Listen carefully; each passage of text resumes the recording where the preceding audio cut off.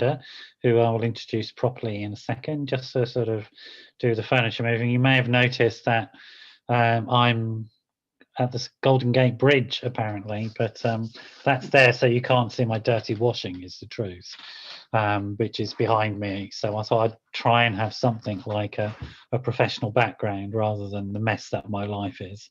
But it's good to have you all here. It's a live show. It'd be great to hear from you if you have any questions or thoughts that you want to share with us. The way you can do that, we're broadcasting on 3 platforms at the moment, which is YouTube, Facebook Live, and also on Periscope on Twitter. None of which I understand because I'm far too old to understand anything technical like that. My boy understands it. He's 10, but he's in bed at the moment, so I'm just gonna have to bumble along, I think. You can also give us a call. The number's +44 7506 319 745. Be great to hear from you. Enough of all that nonsense, and on to Don. Hello, Don. How are you? I'm doing well, Noel. Thanks for having me. It's great to have you here. And you're in, where are you at the moment? Well, at this moment, I'm in Spain. Normally spending half my time here, half my time in the UK. But with COVID, we're not getting back to the UK right away. It's an interesting Spanish accent you have. What region of Spain is that from? Close to the New Orleans area in the States. The New Orleans bit of Spain. Oh, I didn't know that. Yeah. That's a new one on me. So obviously not a Spanish native from the US originally, but now ensconced happily, I hope, in Europe. I hope you feel sort of Europhiled enough and sort of comfortable in here. So it's going to be interesting to talk to you about your journey. The Golden Gate Bridge is in honour of you because I know you have some relatives up in that area of the world. So that was the choice, really. That or send me into outer space, which is sort of where my head is at the moment. I'm sort of somewhere orbiting up in space. It's generally where I am, given I'm a Piscean. Getting me down to Earth is hard work. Welcome aboard. We've been advertising you as the EMDR guru, which I think you are, but also what people don't know about is the sort of the multiple number of things that you've done as a healer who has walked the earth since the time of dinosaurs, like myself, and somehow still around. And in all those vast number of years, you've been healing people in sort of many different forms. And did you start out as a priest, or did you end up there because it was that or prison? I mean, I don't know. How did you manage to become a priest? Well, you promised not to tell about the prison part. Well, yeah, professionally, that's where I started. Right. And then I was going to say something horrible. I escaped. But but no, I mean, I was in it for active priesthood ministry for 3 years, and then I left. Right. And working in this field, it just felt ministerial. It was service orientated. Yeah. And so I just kind of gravitated to it really quickly. Right. So you went from your ministry into working in addiction and trauma. Was that the route? Yeah. Well, I started off because I was in the clergy. I was doing 5th steps in the industry, and didn't get into trauma work until 89. And at the time, I was working at Cottonwood in Tucson, Arizona. Oh yeah, very famous. And Francine Shapiro was in California, and it was in 89. They were saying, well, Shapiro's got this thing. It's called eye movement desensitization and reprocessing. And we're going to train our therapists to do this. And we rolled our eyes thinking, oh, this is flavor of the month stuff. Yes. It'll be gone. And with a name like that as well, you would think that, wouldn't you? It's like, what the are you talking about? Yeah. And like, really? But it's amazing. I mean, it's been around and it's just evolved and done so well. And it's something that we do at our center, and it's not every single person is receives it, but it does help people get unblocked. And what's interesting is it doesn't, I mean, a lot of people out there know that do their own research with trauma resolution work in EMDR. Yeah. It doesn't make trauma go away, but what it does is it takes the emotional charge out of the trauma so that people can address the issues and work with them really well. So tell us typically how it works. I mean, I seem to remember when, you know, it was first being introduced and seen, a lot of people said, I don't know how this works, but it seems to. Now we have a much better understanding. It's bilateral stimulation of the brain. It is. It's the more appropriate term for it would be bilateral stimulation. Yeah. And in the earliest days, people were thinking that when someone's asleep and they're in dream state, they have what's called REM, or rapid eye movement. You can, even when the person's eyelids are closed, you can see their eyes moving back and forth. And initially, people were thinking that it was a chemical release in the frontal lobes that allowed the subconscious to spill out into the conscious so that people could address the issues they didn't have at their fingertips. Yeah. But it turned out to be, that was just the initial guesswork, whereas it's more clearly understood today that it's just a matter of, allowing people to grab hold of the issues, the history, the experiences, and just take the emotional charge out of it so that it doesn't incapacitate people. Yeah. And my understanding is that one sort of simple lay way of understanding is that the problem with trauma is you can't let it go or you can't forget it. It keeps coming back because it's not processed in various ways through either symptoms or bodily expressions or other forms of somatic expression through constant illness, etc. And by the bilateral processing, it allows the brain to effectively sort of break down the various bits of the trauma into their component parts and store them away effectively, so that it's no longer one whole event that keeps on impinging itself on you and saying, notice me, I'm still dangerous. Is that roughly right? I mean, I'm not an EMDR specialist myself, but no, that's roughly right. And what it does is that, holding on to the trauma and the effects that trauma has on us, it would keep us, for lack of a better way of putting it, it would keep us hypervigilant, which would keep us alive, so that we wouldn't be a tiger's lunch. And I should say saber-toothed tiger's lunch, but both you and I can remember them, so we're one up on people. We actually, yeah. So I had a saber-toothed tiger farm, I remember, in my early days, and yeah. But in this day and age, we don't need necessarily that hypervigilance to keep us alive, and that oftentimes that hypervigilance, it gets in the way. It gets in the way of us having the peace, the calm, the kind of life that we want. It's the kind of thing that, I think keeps people stuck in sometimes toxic shame, where they just can't move into a healthier lifestyle, a more peaceful lifestyle, a recovering lifestyle. I'm interested because when I talk to skilled trauma practitioners and people who've had a lot of experience in the field like yourself, there's people will disparagingly say something like, oh, everything's trauma these days, and it's a sort of common, I don't even know what people mean when they say that. So yes, there's a lot of trauma around for sure, but also we probably notice it more because we're better at diagnosing it and spotting it, like we did with autism. We didn't suddenly invent loads of autistic people. We just got better at understanding it. And I think that has gone on to some extent. We have trauma-informed work. But what would you sort of understand as a professional in the field?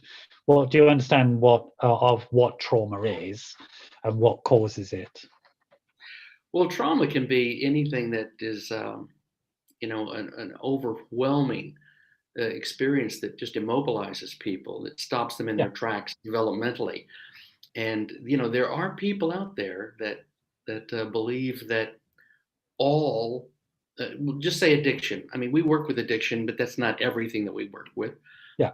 But they say all addiction is trauma-based, and or trauma is at the origin or the source of every addiction. And I mean, I've not done the research on it, because what I'm going to say is purely anecdotal. Yeah.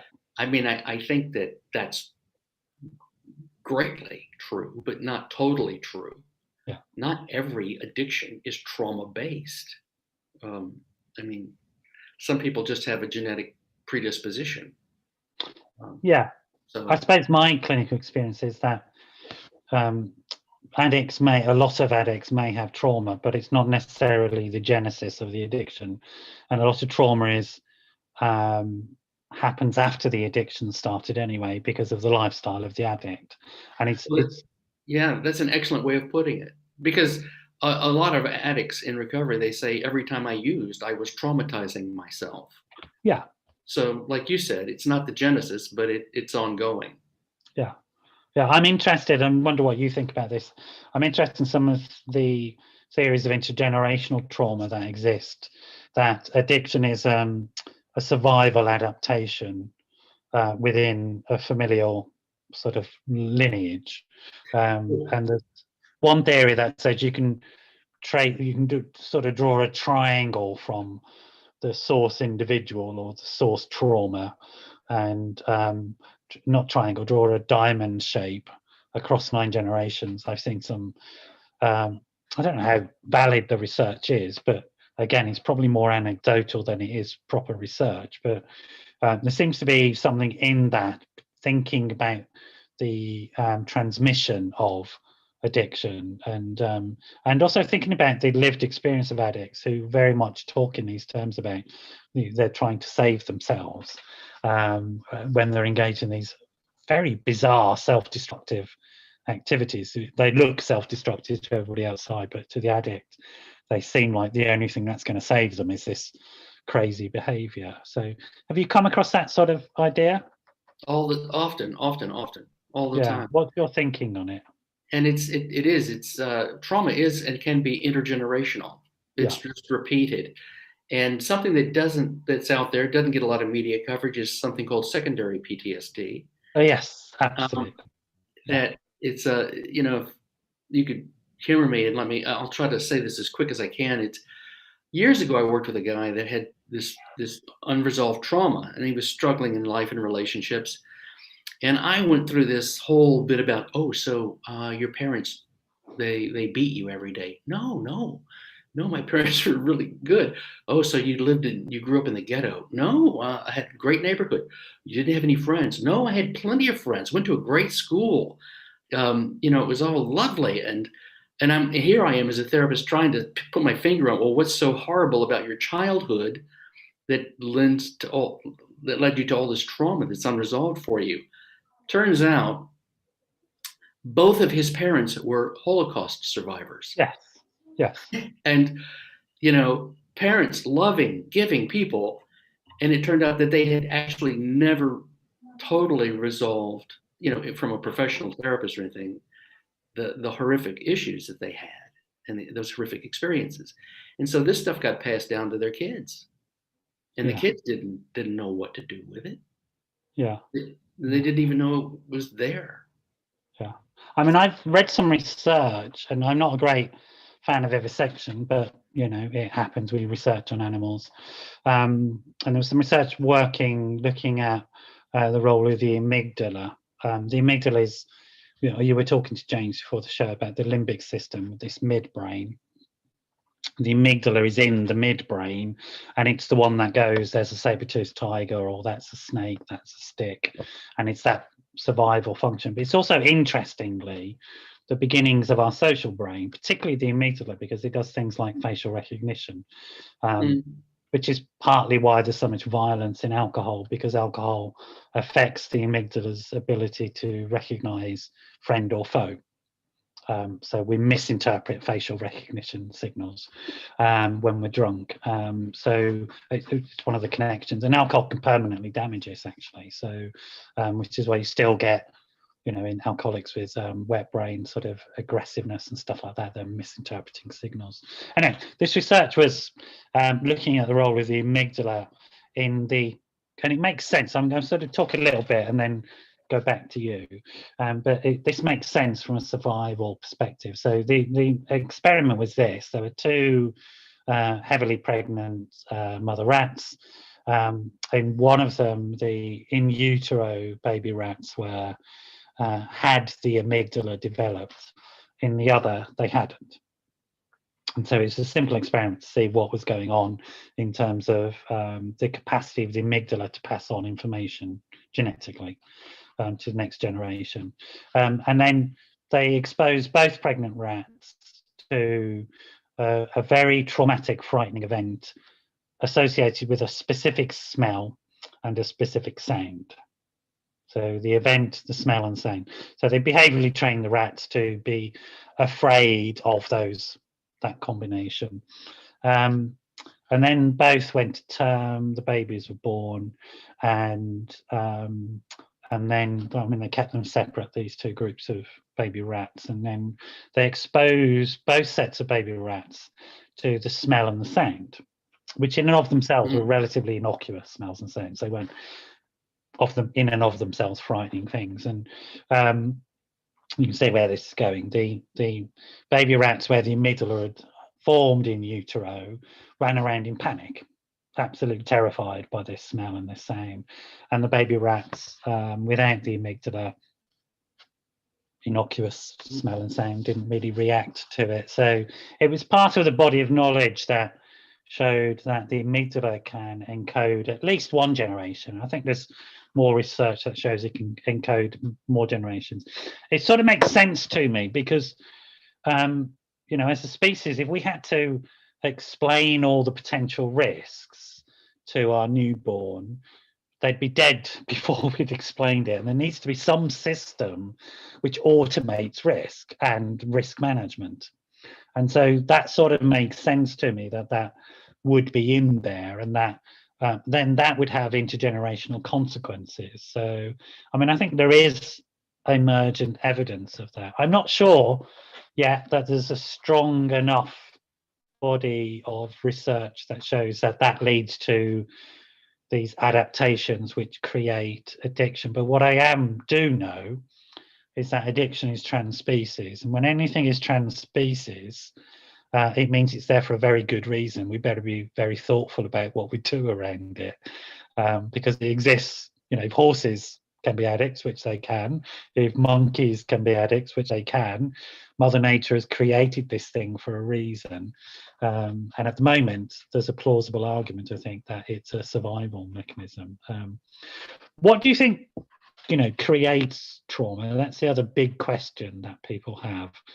And I think it's the other big misunderstanding about trauma. So you said the reason what trauma is the overwhelm of the system, which is a fairly standard, the overwhelm of the individual system to cope, which is, I think now we all accept that as a sort of definition, rather than a list of symptoms. It's the inability to cope with a highly stressful event. What would be the types of things you think cause trauma in your experience? Well, the amygdala is, that's got something to do with it, because when that stuff's tampered with and the wires get crossed, you're just not going to have an experience of a false positive, which is a bit of psychobabble, but you're not going to have a false positive experience the way that somebody else may. You and I could experience the identical things in childhood, and it would be traumatic to me and not traumatic to you. Yeah. And there's studies that are done showing that there are people that have a tendency to not be overwhelmed with trauma or by trauma, or people that just have this, I'm going to survive, I'm going to make it through this anyway. If something adverse happens, I'm going to sort my way out quickly. Yeah. And then there are other people that simply will become incapacitated. Yeah. And it's, who knows? Yeah. Is it in vitro? Is it developmental? Does it happen in the first year of life? I wasn't given enough attention when I was 12. I mean, and I don't want to be funny with it, but everyone is different. And but it's kind of like with addictions. If you want to pick alcohol as one example, people say there's a handful of people that are teetotalers that never touch the stuff, and then you got 90% of the other people that can drink socially, but then you got 10% that can't. And then you have people in different countries and cultures that alcohol is not their drug of choice. It might be opiates or something else. But it's always about 10% of the population. And why is that? Yeah. What is it? And, I've got, half of me, I'm a white European. The other half is Native American. And my grandfathers were, they did not do well with fire water. It's yes, that's right. Yeah. It's just they had the genetic predisposition, and it took them. Yeah. Who knows? I mean, who knows what it is? And the debate will always be out there. And I just honestly, I'd like to sound more informed, but I don't have enough information. I don't know enough about it to say it is one thing or the other. Yeah. Yeah. I mean, I think that's a genuine, humble answer, because I think we are still learning about these things and our knowledge about it is growing. It's also, I think, it is my experience that it's not events-based, it's response-based. And that's what we have to all understand fundamentally about trauma. And we have to believe the patient and not sort of start judging them by our own clinical models or by some sort of social or cultural sort of objectives. I mean, there's a really unfortunate term around at the moment, snowflakes, which is used by middle-aged angry men like what I am to say, well, this generation ain't as tough as my generation. I don't know if that's true or not. It's those damn liberals. Yeah, it's all of that sort of nonsense stuff, isn't it? So, people just talking out their arse. But I think that as we become psychologically more informed, we notice certain things, and for some people that seems quite a frightening event. That they are, I don't know why. I mean, I could guess, but they are seemingly threatened by the fact that we are becoming more and more sort of emotionally intelligent and psychologically intelligent. Because for me, I mean, as somebody who had defined PTSD for many years because of lots of violence in childhood and stuff like that, it's never been frightening to have these words around. It's always been quite helpful. Oh, that's what it is. Okay, and can I deal with that? Oh yeah, if you've got a name for it, possibly suggests you can do something about it. And sort of understanding these things and doing what's suggested to get over them has actually improved my life. And that is my experience of a lot of people, that when they apply, evidence-based approaches to problems, it improves their lives. So I am at a loss as to understand why people are so threatened by this language. Is it something you come across? I mean, maybe in your patients, but in the general population? Well, often change produces that kind of fear reaction. And, having been somebody, I grew up in difficulties and trauma, and becoming a professional in the field, it's, if I can understand it, if I can name it, I can fear it less. Yes. And I can come to peace with these things. And I think just, finding that peace with our history, our trauma, our unresolved stuff, the toxic shame, family system stuff. Yeah, well, when we come to family systems, I'm really interested in family systems work. And as we're looking at San Francisco, one of the homes of, or that area of the world, one of the homes of very good family systems work in Palo Alto, which is not far from the Golden Gate Bridge, I think. Is that right? Have I got my geography correct? Oh, I know that Palo Alto, yeah, I know it's there, but it's exactly where I'm Yeah, somewhere around that part of the world, he says, waving his arms around vaguely. So we'll come to that. I mean, it's so sort of interesting looking at, I think, this whole idea of the sort of way people sort of understand this psychological language and this psychological technology. And some people get threatened by it. I mean, certainly I'm with you that for me, if something is explicable and understandable, and as somebody who's experienced myself as not knowing what's going on and being quite worried in that not knowing, actually this has helped a lot in terms of containers and my patients as well. It's helped a lot. I think there's a problem with diagnosis and overdiagnosis, definitely. But I think we're talking about something different, which is about how do you empower people with knowledge and resources, really? Well, what's most important with working with families is education, giving them information and letting them know what's going on intergenerationally, or potentially what's been happening intergenerationally. Now, I knew that you were eventually going to get to the F word, family. I don't want to go there. It scares me. Well, the thing that's really interesting, I find this interesting personally, is, the American Medical Association said, addiction, alcoholism, addiction is a disease. Yeah. And, they did that in the mid 50s, and everybody heard that, they saw it, and everybody seemed to jump on it. Well, in 56, this was just a few months after, the World Health Organization, they jumped in and they said, you're correct. It is a disease, but you missed the key point. It is a family disease. Yes, yes.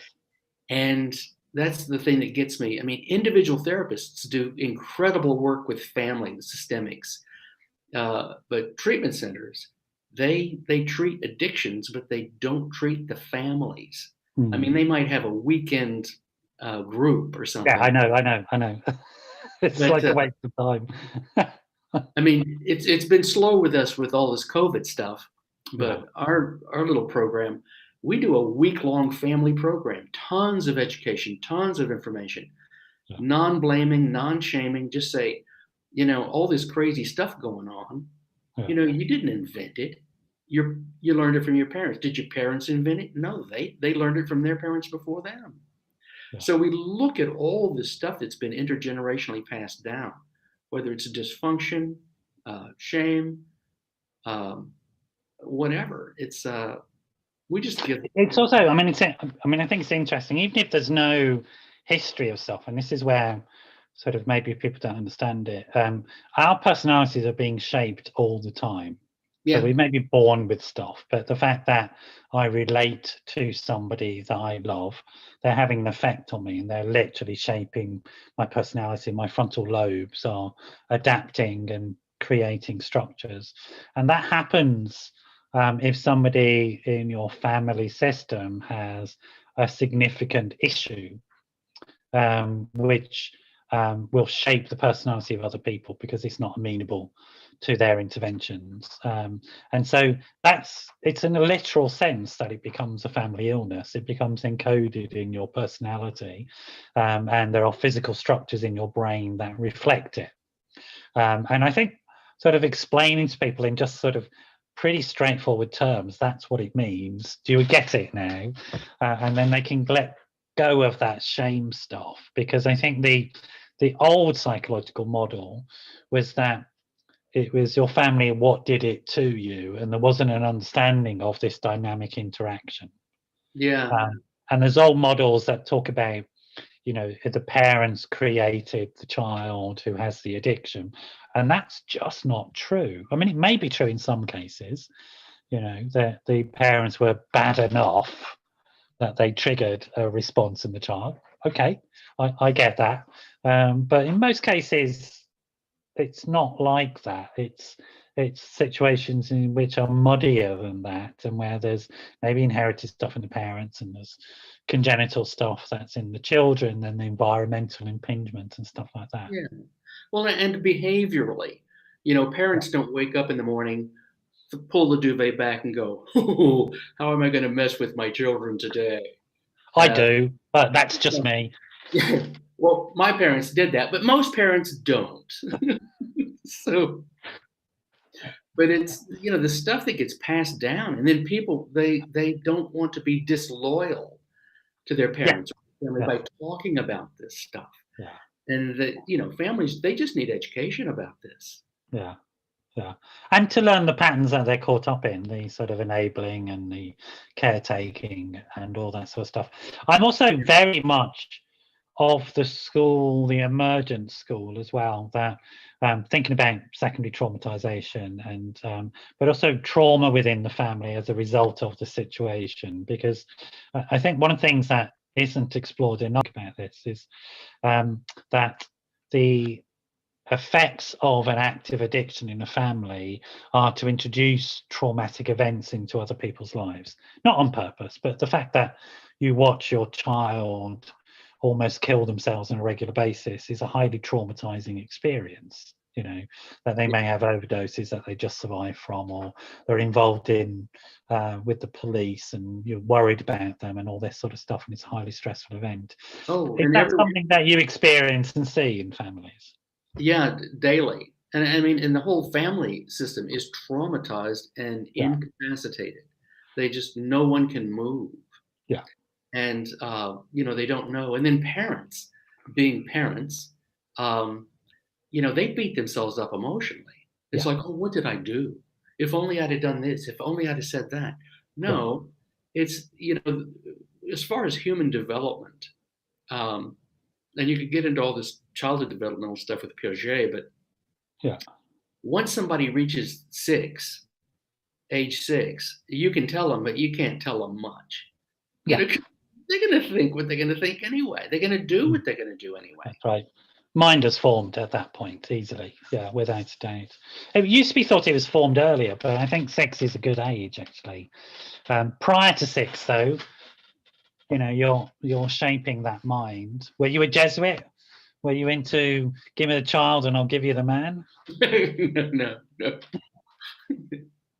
You were never that Catholic. Yeah, I escaped that one. Yeah. Well done. I sort of, I mean, it's interesting because I think that what's interesting about taking this systemic approach is understanding that that I as an individual might change, and this is why I think systemics works.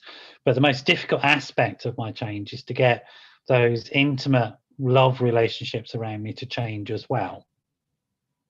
And if they don't, if they stay stuck in old patterns, and that's my relationships, the pressures on me to go back to those old patterns and perform that role are profound.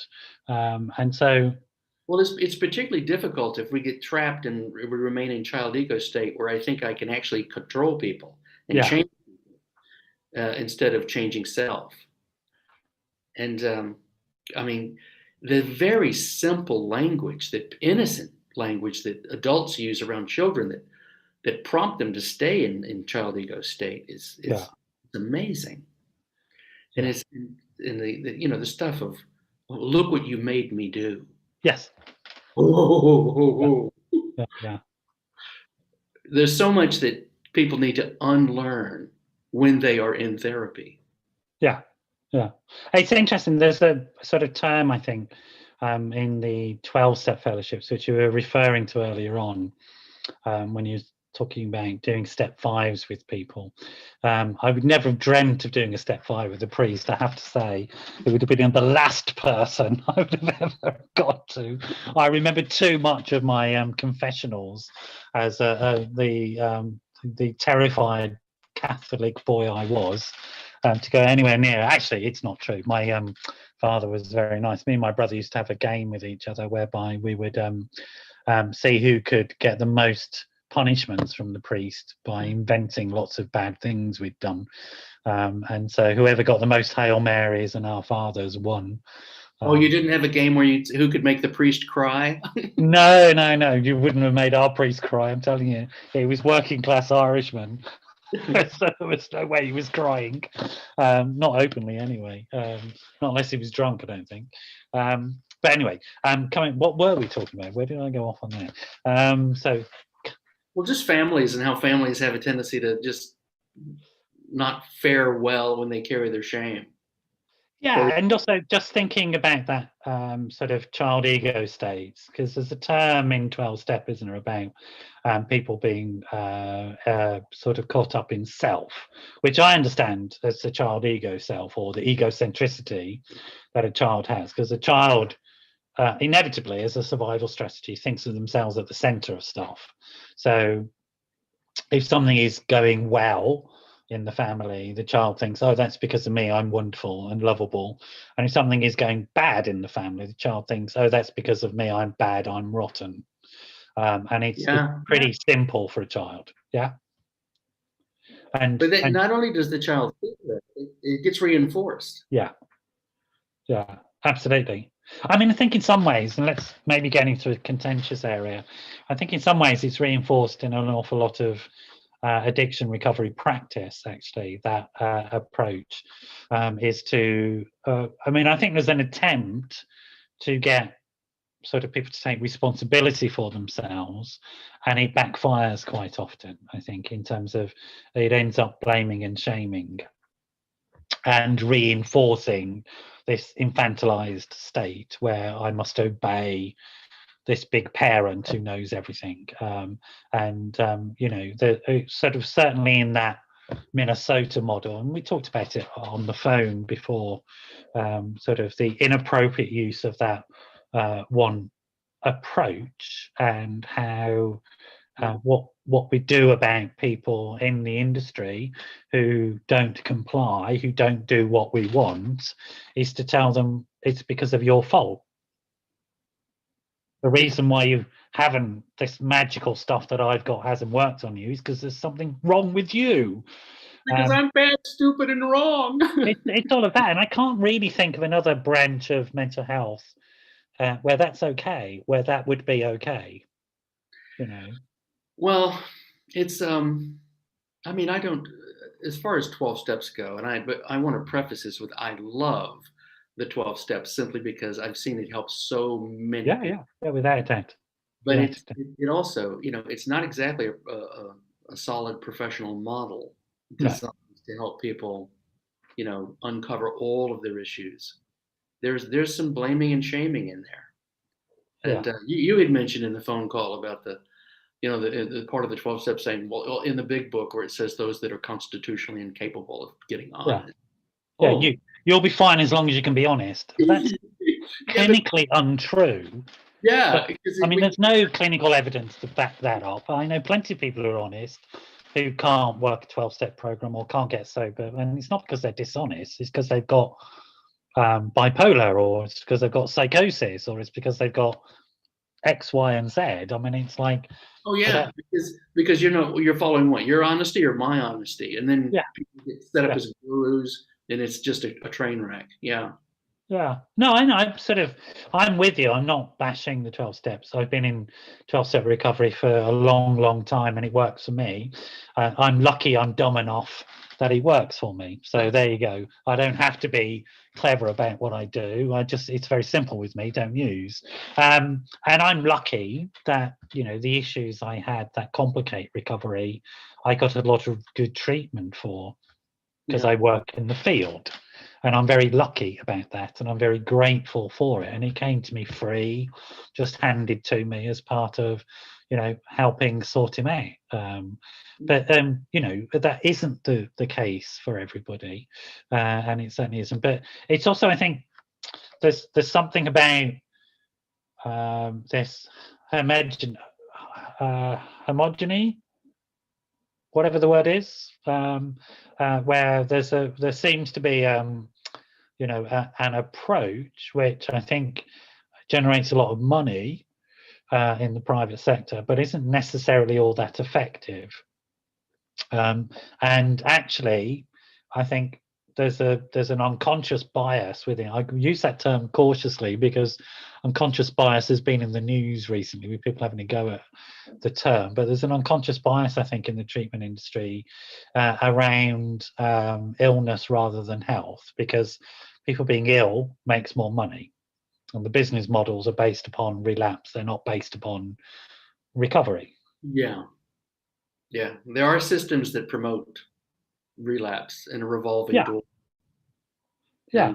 And I think, we were talking about some of the things, some of the, like the patient brokering operations that go on and things like that, which, sort of from where I'm looking at it, and I look at it, like, again, thinking about those systems. There was a guy who wrote Deschooling Society. I can't remember his name. No, it'll come back to me, but my brain isn't working at the moment. It's been with a 10-year-old all day, so I'm vaguely trying to be an adult at the moment and failing. But he wrote Deschooling Society, and his essential argument was this, that sort of if you're not careful, institutions do the opposite of what they say. So schools promote stupidity, hospitals promote illness, and it's quite a strong argument that's backed up by quite a lot of, if you just look at the way things operate, and particularly if you bring in healthcare a model that is essentially based on making as much money as you can, then, well, of course, it's going to want illness rather than health, isn't it? Because if making money is your end product, you're gonna do everything you can to perpetuate the system. Yeah, and in that sort of framing, for me, patient brokering is inevitable. Yeah, it's an inevitable product of that. Well, getting referral fees and things like that, it's, I can understand that is a legitimate business practice in virtually every business in the world. Yes, that's right. Except in the behavioral health field. Yeah. And it just, I mean, if you had to go to rehab somewhere and you did, and it cost you a lot of money. Yeah. How would you feel if one day you discovered, 40% of the money I paid that rehab went to the person that referred me to them? Exactly. How would you feel about that? Well, I tell you how I would feel about it. I feel that skewed as a referral. I would inevitably feel that the person referred me to that institution because that institution were paying them big bucks. Exactly. They pay them the big bucks rather than refer me to the place that'd be most clinically appropriate for me and the issues. Yeah. Why wouldn't they refer me to the place that's most appropriate? Well, because that place wouldn't pay them. Yes, absolutely. And there's, there's a country, I'm sure there's more than one country, but there's a country where centers are closed, they lose their license to practice, people go to prison for doing that stuff. Yeah. But it's not illegal in the UK, as an example. Absolutely and I'm just not. curious. Shocking. Yeah. How could one country spot it as an ethical problem and one country not spot it as it's not an ethical problem? Yeah. I mean, I'm sort of, to be honest, I mean, I think the professional body I'm part of does see it as a problem. So I'm not involved in any of those things, and we don't get involved in referral fees or anything like that. And I won't pay them, I won't receive them. But it's pretty standard practice in mental health in the UK. So, for example, there's a thing that psychiatrists have, which is called a bed fee. So they are technically, a psychiatrist will refer a patient into a specific hospital, and they're technically the consultant for that patient, and they get a specific fee from that. Not in the NHS, but in the private sector, they get a fee per day of a certain amount of money while the patient is in that bed. And I'm like, really? I mean, seriously, does that not affect the referral?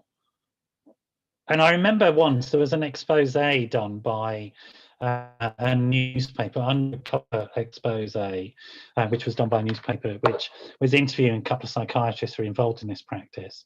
I just got a message from somebody in San Francisco, actually, oddly enough, he got £80,000 on one patient for one referral in bed fees, and you just got to go, is that right?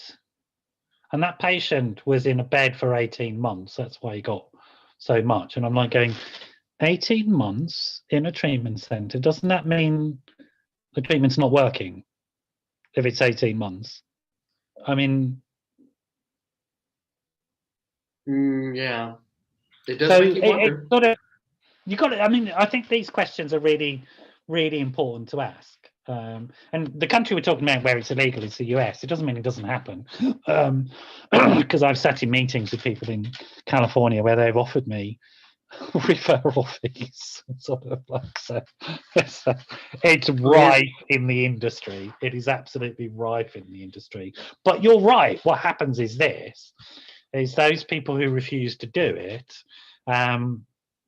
don't get the referrals, and you then have a situation in whoever pays the most referral fee gets the most patients, and it's got nothing to do with whether they're any good at their job or not. Yeah. And it's got nothing to do with clinical excellence. Yeah, I mean, if I was running a 100-bed hospital, I wouldn't be in business because I don't do the referral fee thing. Yeah. But being as small as we are, we can survive that. Yeah, exactly. I think small is beautiful in that sort of context.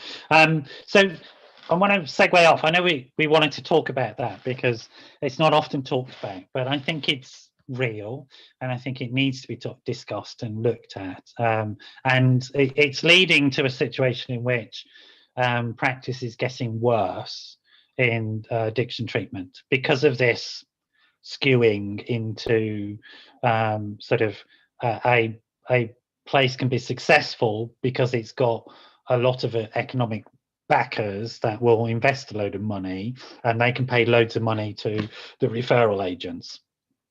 And it's got nothing at all to do. And then you build up a nice reputation and stuff like that. So buyer beware on those things. Always ask people who are suggesting somewhere to ask you why. What's your relationship to them? So I want to come on to, because we're at sort of in the last sort of quarter of the show, and it's been really interesting. I want to come on to sort of back into the trauma theme, but also looking at some of the other work that happens, specifically around looking at equine assisted therapy, psychotherapy, and the role of animals in treatment, specifically horses.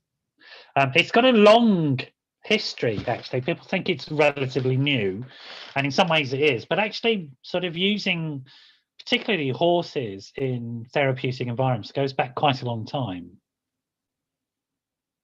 Oh yeah, it has. It does. It's been going around, and why anyone, and this happened in present day Persia, Iran, I'm sorry, when people domesticated horses, when that desert was basically grasslands about 8,000 years ago.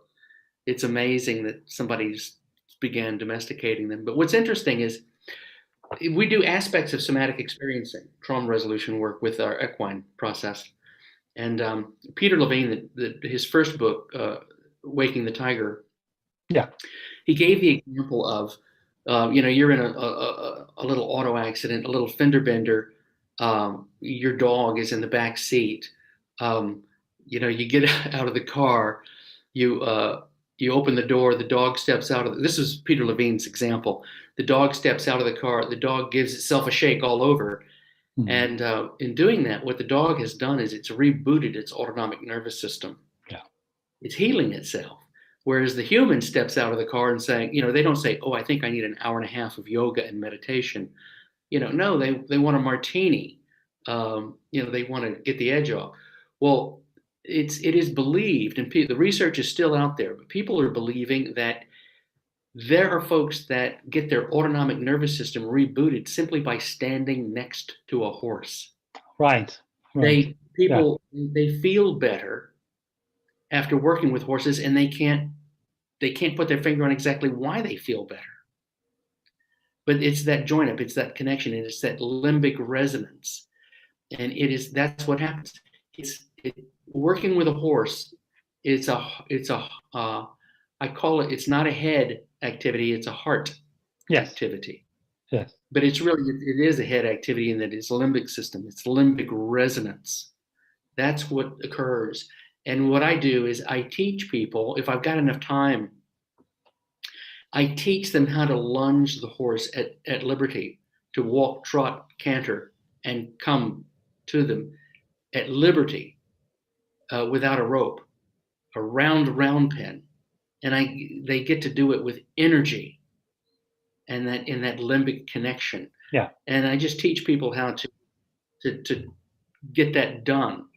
And it's a heart activity. And every time people go back up into their heads and they're thinking about this, they lose the horse. They lose the join up. They lose the connection. Yeah. And it's tricky, because in the phone call I told you before, you could sit a bunch of Americans in a room and say, okay, we're going to do some emotional work. You have a wonderful conversation. Absolutely. Yeah. But, you do it with a room full of Brits, and it's like, no, you better sell it intellectually first before they buy it emotionally. Yeah. And it is a process of teaching people how to, they already have high IQs, but it's teaching them how to elevate their EQs, their emotional quotient, and to operate from a feelings place. And I think it's fascinating. I'd love to take credit for it, but it's the horse. Yes. And I just teach people how to do it.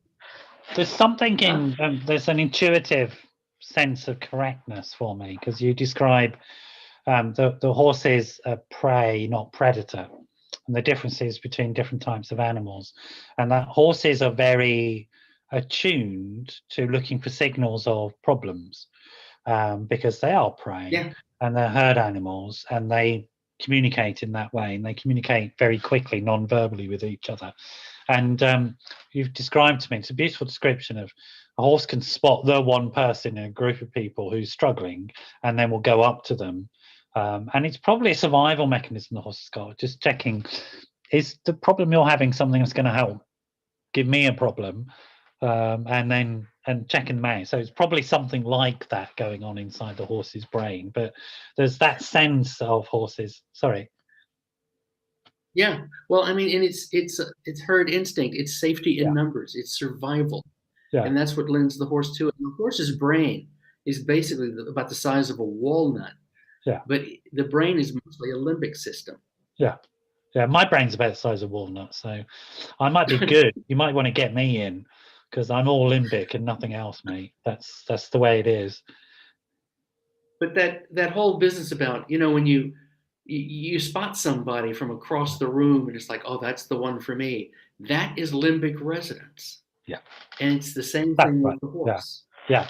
And there's remarkable things that happen as well. Like when you get that resonance, you get these things like oxytocin hormone is produced, and all these other reward chemicals happen because we are social animals. That's where we are safe, and that's why we're really skilled at what we do. You could say this is a piece of technology. It's a phone. I think you could see it, but I guess it's a piece of technology. But actually, what it is a product of incredibly complex social organization amongst human beings. That's what it is. And we get that because of this limbic resonance. That's literally where it comes from. We can overcome our fear of stuff by connecting with other people and feeling safe with them. And then you gave us thumbs, and then that was it. That's why we dominate the planet. Language is a byproduct, I think, of all that stuff. Accidental, nice byproduct, but accidental. Can you just explain more what you mean by the autonomic nervous system? Because there's another nervous system, just so people are clear about those processes. Well, there's autonomic nervous system, there's central nervous system. Yeah. And it's just the aspects that, you don't have to think about breathing. You don't have to think about blood pressure. You don't have to think about your heartbeat. It's, and also just every nerve ending that goes out to the extremities. It's, just keeping everything in check. Yeah. This stuff gets out of whack with trauma. Yeah. It's so out of whack that we can't function. And we're out of sorts in more ways than one. Yeah. And when stuff gets rebooted, when it gets healed incrementally, it's not like one session with a horse is going to fix you. Yeah. But it just puts people on the path to heal. Yeah. And there's something, isn't it, like, because you put it in the context of somatic work, somatic just meaning body for those that don't know. And there's, was it Levine who wrote The Body Remembers, or was it the other geezer whose name I can't remember? The Body Keeps the Score? Oh, I'm drawing a blank. So there is a book, I think it's The Body Keeps the Score. Bessel van der Kolk? That sounds about, Yeah. right, yeah. And he talks about how memory is encoded in the body, not just in the head, in the brain, and particularly traumatic memories encoded in the body.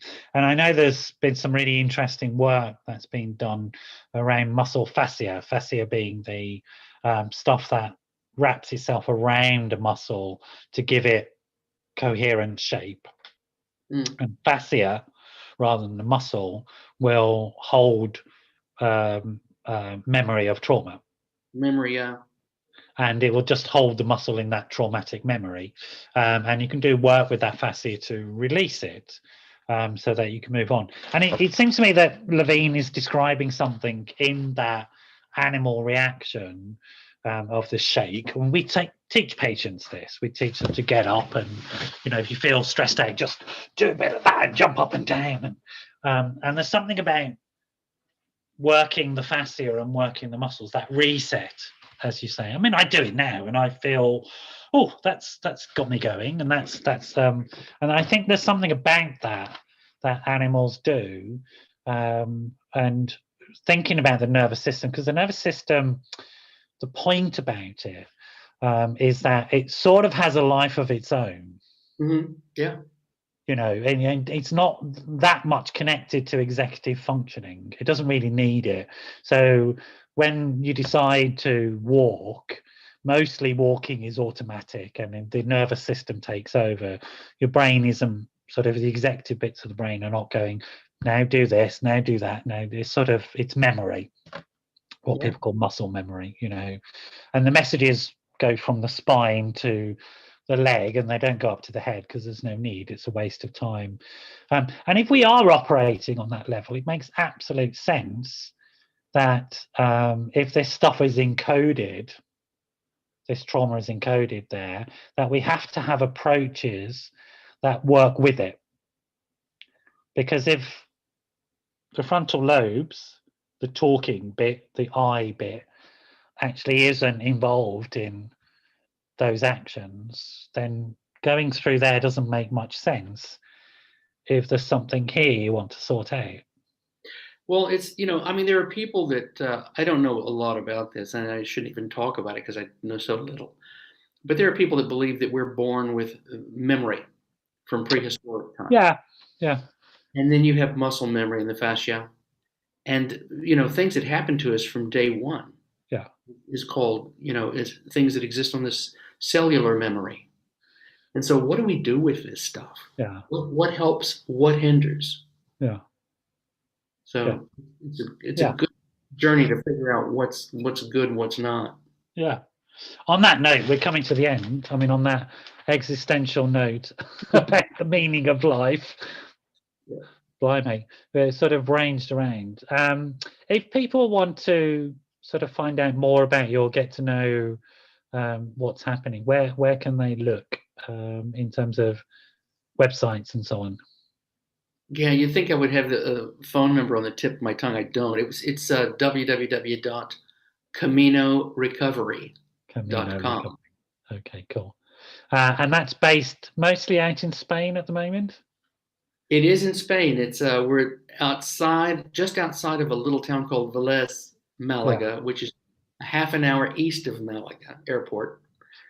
And it's 10 acres. It's fenced. It's gated. It's private. It's out in the country. It's just the website is it's a really an amazing place. Yeah, I might admit myself. Actually, I'm feeling like I need a bit of TLC. Maybe you'll do a deal for me. Well, please do. Please come out and visit. It's quiet. It's in the campo, the country, it's great. it's lovely. I'm going to be in Spain soon, but the wrong part of it. So otherwise, I'd drop by and say hello.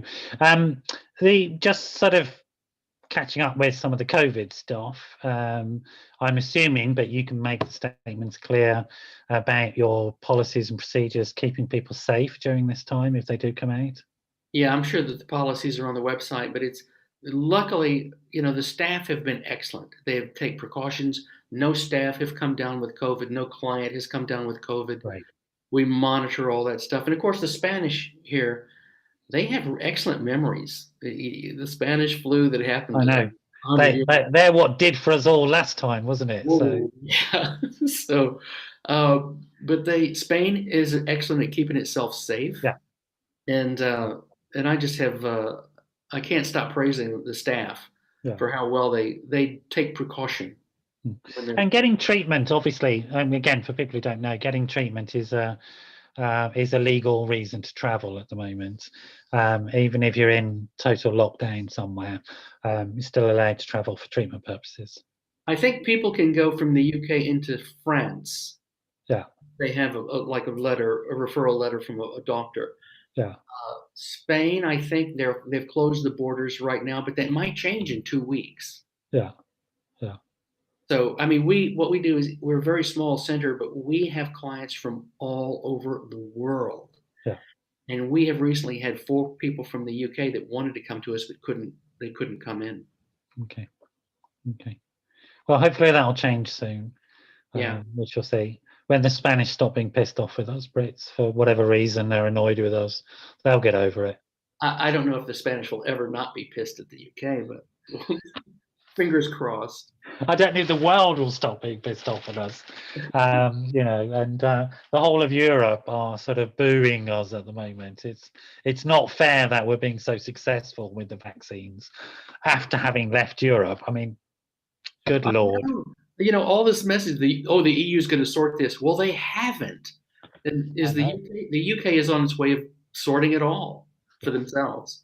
Yeah. I mean, I think that it's a joke. It's a amusing joke that I'm making. Ultimately, we're all in this together, and we have to follow the WHO guidance, which is if we don't sort the world out around this stuff, one small island called the UK doing well is irrelevant if the rest of the world is sort of going under. So it's nice to sort of go Yabu sucks a little bit, but in reality this is a global issue and we have to work globally on it. But really lovely to have you on tonight, Don. It's a sort of it's a pleasure to meet somebody who looks as old as me.